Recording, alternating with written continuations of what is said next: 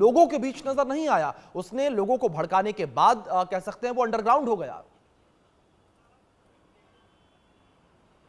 पुरानी धारा अगर बात करें अभिषेक, तो जो पुरानी धारा थी जिसको बोलते थे 120B, यानी षड्यंत्र करना। अगर कोई हत्या करता है 302 जो पुरानी आईपीसी की धारा, अब तो बीएनएस में बदल गई है, उसके तहत हत्या करने से ज्यादा हत्या कराने वाला गुनाहगार होता है। आप घर के अंदर बैठकर आपने भड़का दिया, आपने साजिश रच दी, तो आप साजिश करता हो। अगर साजिश नहीं होती तो घटना नहीं होती। तो मौलाना तौकीर रजा उतना ही जिम्मेदार है जितना लोग सड़क पर जिम्मेदार हैं। तो अगर आपने वीडियो जारी कर दिया तो ये तो साबित हो गया कि आप क्या करना चाहते हैं। आप लोगों को कह रहे हैं कि आप घर से बाहर निकलिए, आप प्रदर्शन करिए, आप नमाज पढ़कर बाहर आइए।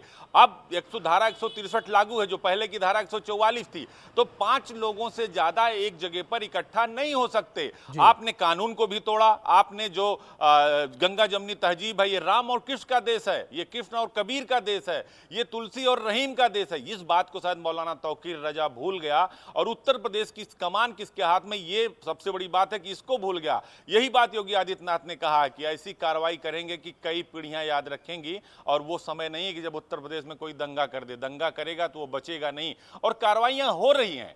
आपने संभल में देखा, आपने बलरामपुर में छांगुर बाबा का केस देखा, आपने सहारनपुर में देखा, आपने कुशीनगर में देखा, बहराइच में देखा। तो आप बचने की कोई गुंजाइश नहीं है। उत्तर प्रदेश की पुलिस, उत्तर प्रदेश की एसटीएफ काम कर रही है। और अब चूंकि मुख्यमंत्री की हरी झंडी हो गई है, प्रमुख सचिव गृह की हरी झंडी हो गई है, तो थोड़ी ही देर में आप देखिएगा कि इसका जो ये वो फुटेज है, विजुअल है। अभी एक वीडियो आया था जिसमें वो कह रहे थे कि नहीं बाहर आइए और प्रदर्शन करिए। अब दूसरा वीडियो फुटेज आएगा जिसमें ये होगा कि मौलाना साहब तो अब जेल जा रहे हैं। तो आप धर्म के नाम पर हिंसा नहीं फैला सकते, आप धर्म के नाम पर जो है तांडव नहीं कर सकते, आप नंगा नाच नहीं कर सकते। तो अब आपके खिलाफ कार्रवाई होगी, और मुझे लगता है कि ये कार्रवाई जरूरी है, क्योंकि जब कहते हैं कि आस्था अंधी होती है, अगर धर्म के नाम पर आप किसी को मोटिवेट कर देंगे, आप उसका ब्रेन वॉश कर देंगे, तो फिर वो क्या करेगा, वो तो मरने पर उतारू हो जाएगा। और ऐसे मौलाना, ऐसे धर्मगुरु चाहते भी यही हैं। तो निश्चित तौर पर यह कार्रवाई अपने आप में नजीर बनेगी, और मुख्यमंत्री खुद मॉनिटर कर रहे हैं, प्रमुख सचिव गृह संजय प्रसाद खुद मॉनिटर कर रहे हैं। थोड़ी देर पहले मेरी उनसे बात भी हुई,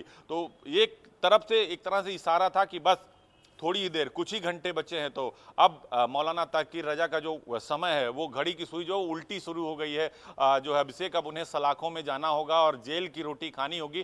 फिर पता चलेगा कि भाई आटा और चावल का दाम क्या होता है, दाल कैसी होती है। अभी एसी कमरे में बैठकर लोगों को भड़का देना, तकरीर सुना देना और कहना भाई निकल जाओ, सड़क पर दंगे कर दो, मार दो, गोली चला दो, तोड़ फोड़ कर दो। अब उन्हें पता चलेगा कि आप जो कर रहे हैं उसकी सजा आपको भुगतनी पड़ेगी। और जो पहली लाइन मैंने कहा, सठे साठे समाचारे जैसे को तैसा, अब पुलिस जवाब देगी कि भाई अब जनता सरकार की होती है, जनता मौलाना तौकीर रजा की थोड़ी है। वो चाहे हिंदू हो चाहे मुसलमान हो, आप अगर भड़काएंगे तो कौन मरेगा, किसके घरों में तोड़फोड़ होगी, किसकी गाड़ियों में आग लगाई जाएगी, कौन चोटिल होगा, मौलाना तौकीर रजा तो होगा नहीं।